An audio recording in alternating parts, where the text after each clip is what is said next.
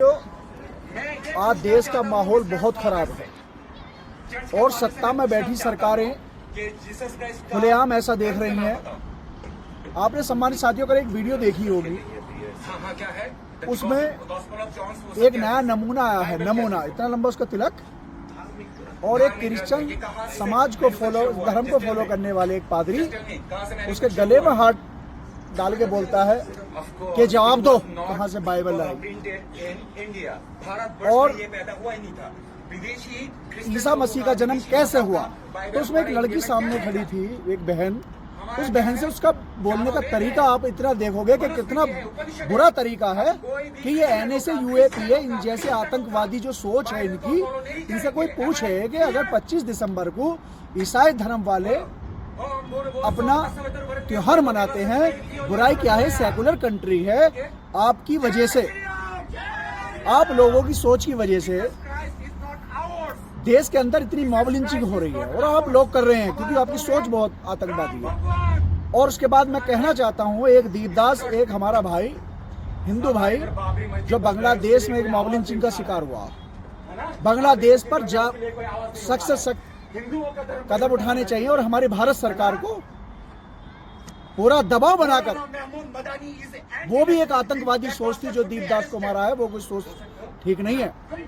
चाहे वो इस्लाम को फॉलो करते हो, चाहे वो हिंदू धर्म को फॉलो करते हो, जो आतंकवादी सोच है वो बॉम्ब लिंचिंग पर ही उतरती है। तो सरकार को चाहिए कि उस भाई को भी इंसाफ दिलाए।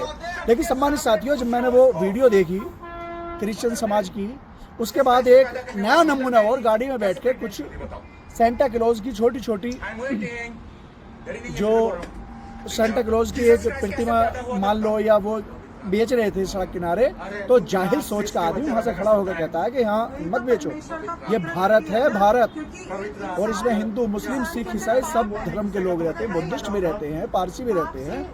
ये बांग्लादेश नहीं है ना, ये पाकिस्तान। ऐसे ही साथियों, कल मैं एक वीडियो देख रहा था, कतर के अंदर एक हमारे यहाँ का एक आतंकवादी सोच का भी कतर में एक नौकरी करने पहुंचा था। तो उसके शब्द थे कि मस्जिद में डांसिंग करवाएंगे, महिलाएं नचवाएंगे मस्जिद में। लेकिन वो तो कतर की सरकार थी, तुरंत 10 साल की सजा, 14 लाख का अपना उस पर जुर्माना, अब 10 साल वो जेल में रहेगा। सोच देखिए कैसी सोच इस देश में कर दी।